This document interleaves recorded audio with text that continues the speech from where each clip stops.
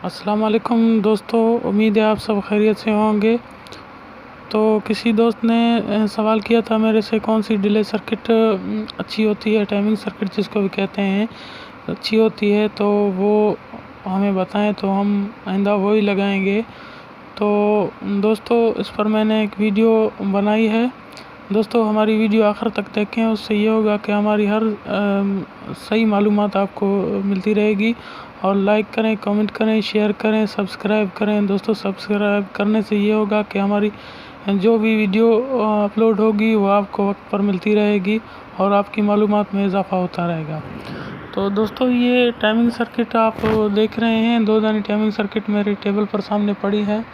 तो आगे चलकर मैं आपको ये बताऊंगा कि इन दोनों में क्या फ़र्क है और कौन सी सही है, कौन सी ज़्यादा देर पा है चलती है और कौन सी टाइमिंग बढ़ा सकती है, कौन सी नहीं बढ़ा सकती और कौन सी जो है वोल्टेज बर्दाश्त करने का ताकत रखती है। दोस्तों इन सर्किटों में जो है तो एक ब्रिज सर्किट आती है, एक सादा सर्किट आती है। ये आपके सामने दो सर्किटें मैंने रखी हैं। अभी मैं आगे चलकर आपको ये बताऊंगा कि इसमें एक में वेरिएबल है, एक में बग़ैर वेरिएबल है। इसमें कौन सी सही है जो ज़्यादा देर तक चलेगी और सही तरीके से वोल्टेज कंट्रोल करेगी।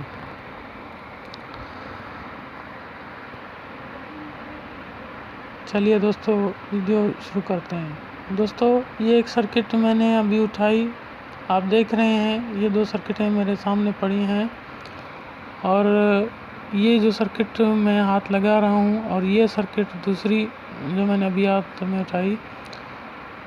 दोस्तों ये सर्किट जो आप देख रहे हैं बन रिले है और ये सर्किट भी बन रिले है। इसमें भी आईसी है और इसमें भी आईसी है। इसमें कंडेंसर है, इसमें भी कंडेंसर पेपर है, इसमें भी कंडेंसर पेपर है,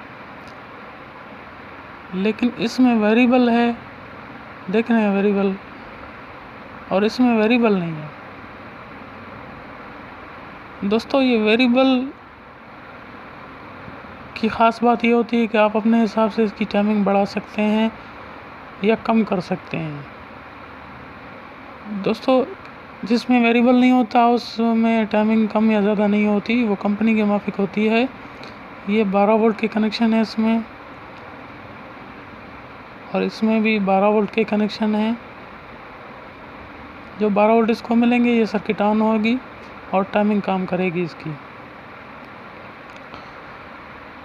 और ये आउटपुट कनेक्शन है और इसके भी आउटपुट कनेक्शन है। मैं उल्टा करके आपको दिखाता हूँ और समझाता हूँ।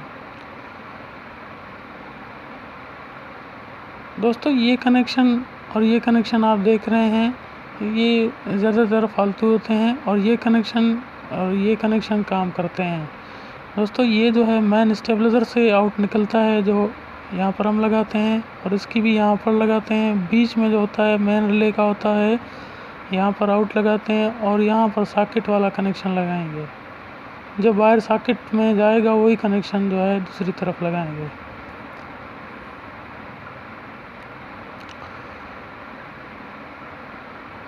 तो ये सर्किट ज़्यादातर चलती है, लेकिन चलने में ये सर्किट बहुत बेहतरीन है। और जिसमें वेरिएबल लगा हुआ है वो सर्किट भी अच्छी है, लेकिन ज़्यादा वोल्टेज कंट्रोल नहीं करती, क्योंकि इसमें रेक्टिफायर ब्रिज लगा हुआ नहीं है और इसमें रेक्टिफायर ब्रिज लगा हुआ है। जो रेक्टिफायर ब्रिज होता है वो वोल्टेज कंट्रोल करता है। अगर 12 वोल्ट से 14 से 16 वोल्ट इसको मिलेगी कंट्रोल होगा और ये सर्किट कंट्रोल नहीं करेगी। दोस्तों उम्मीद करता हूँ आपको सर्किट के बारे में मालूमात हासिल हो गई होगी।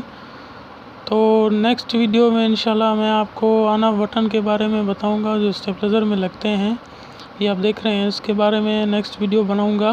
किसी दोस्त ने सवाल किया था कि इसमें बटन तो सेम होते हैं, लेकिन किसी के 3 कनेक्शन होते हैं, किसी के 2 कनेक्शन होते हैं।